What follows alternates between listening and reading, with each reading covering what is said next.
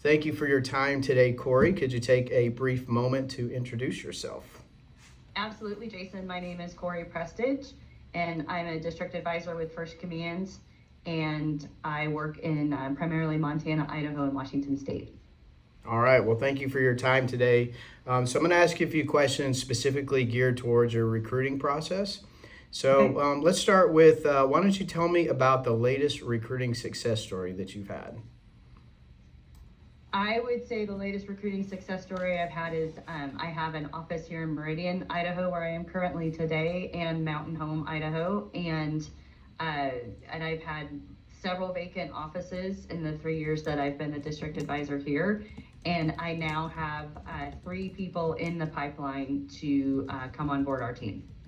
Awesome. Congratulations on that. Thank you. Second question is the opposite. So tell me about a recent recruiting failure that you had. I guess it doesn't really have to be recent, it can just be any recruiting failure. And I don't know how far I can quantify recruiting into actually being on board and that becoming a failure, or does it need to be in the recruiting pipeline? It can be either, in either one. Okay. Just as you think back on your career and a recruiting failure that you've had, that's what we're looking for. Sure.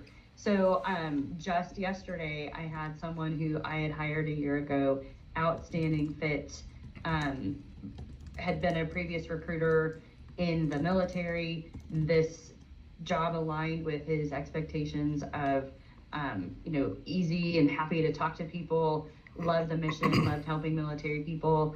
And then just yesterday told me he just didn't think this was for him anymore, and he is leaving the company to take a much lower paying job, but that is truer to what his heart wants him to do, which is coach youth. Okay.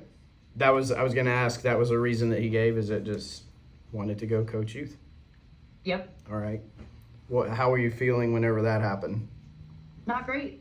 Not great at all. Especially after so much time and money and energy and resources put into developing him, and really just feeling like from the beginning that he was going to be a great fit with our team, and had been. Graduated at Standard A from the Fast Start program, but then just figured this was not for him. Where do you think you put the most amount of resources into it, whether that was time, effort, or money? It was, in this case, I would say it was money. Okay. Personally, more time was spent by my advisor team lead with him, but personally it was money, because I had an agreement with him that if he graduated Standard A, then he would not have an office bill for 6 months. So I honored my end of that. His 6 months was going to be up in December when he would start paying an office bill. So definitely money. Gotcha. So what was the hardest part about this failure?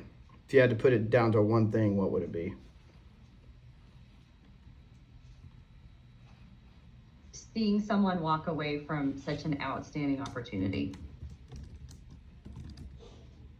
So you felt disappointment in that, or? I felt disappointment in Gotcha. that. Okay. And why was that hard? This is everyone's favorite question. Why was that hard? I think it was hard because being in the company now for 10 years, I know how great this career can be. I also remember how hard it was in those early years when you don't know all the things that you feel you need to know about this career and how to work with clients. You don't know all of the products and resources that you have available, even though there's quite a lot of training that we do in our district.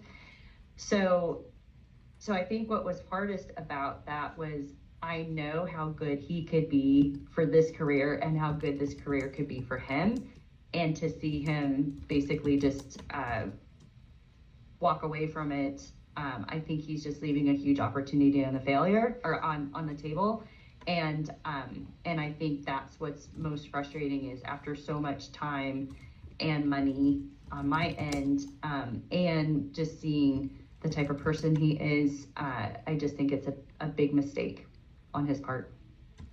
Understood. So shifting gears a bit, how do you currently source for new advisors? Great question. So Just very recently, I shifted from having, and I still do have a district recruiter, although she's not doing as much of the sourcing. Currently, our home office has been supplying really well qualified recruits in a sufficient quantity for me that I don't have to do any of my own sourcing. Okay. So you don't do anything like as far as like online sourcing or anything like that? It's just, okay. I don't, yep. You guys are lucky up there. So thinking about your solutions, where really it's corporate that's providing them, along with your district recruiter, and you can break it into two pieces if you like. What about those two solutions are not ideal for you? Like what's less than awesome? Great question. Okay, so I'll start with the home office recruiter. My district is not a strategic district or location within the company. So it's been a surprise to me that I've had as many qualified recruits from the home office recruiter as I've had. But I feel that there's a strong probability that this will run out because that recruiter will focus on other strategic markets within our division. So my concern is that that I won't continue to get sourcing from home office, Gotcha. from home office recruiter. On the district recruiter side, she was working previously for 3 different districts here in the West, and 2 of those districts stopped working with her as our home office started to make some changes to the recruiting program. And so now she no longer has access to Indeed, for example, which I had gotten a lot of previous recruits from that district recruiter had sourced for me. She no longer has access to that. So she is solely LinkedIn. And currently I have her a bit on hold because of the volume of recruits that I have gotten from home office. So if I needed to turn her back on to sourcing, I think the limitation is that she's taken on another part-time job working as an administrative assistant for her husband's business. So I don't know how much time she'd have available to source for me if I suddenly needed that again. Okay. So for both sources, bandwidth from them Yes. is potentially an issue. Potentially, yeah, that's a great way to say it. Okay, and then have you ever paid a third-party screening tool? So like somebody that would, and I'm talking like an outside party, to go through and source and find and screen applicants for you? So I guess if we're not quantifying the home office recruiter or district recruiter as a third-party source, then no, I've not done that. Okay. Have you ever thought about it? I haven't needed to yet, but I think that would be a go-to place if my fear comes true and I'm not getting enough sourcing from home office. If you, so let's say that the bandwidth dries up and you need to look outward for some type of tool, what are some of the key things that you would want from this tool? So I would want to make sure that the tool understood clearly what I'm looking for in a potential advisor, what locations are highest priority, because I do have 4 offices. So what's the priority at the time to make sure that they're screening for the correct location? So correct person, correct location. And then I guess, I don't know if there'd be some sort of tool that would, or a part of that tool that would alert me as to, how many have applied, how many have been screened, what the qualifications are of those that have passed through the screening process, and then getting onto my calendar. Okay. And get them onto your calendar. Okay. Yeah. That's a good one. So because you're special, I haven't asked this question to anybody else, but I'll ask you. When you think of recruiting in general, just overall the act of recruiting and your responsibility for recruiting, what emotion do you feel?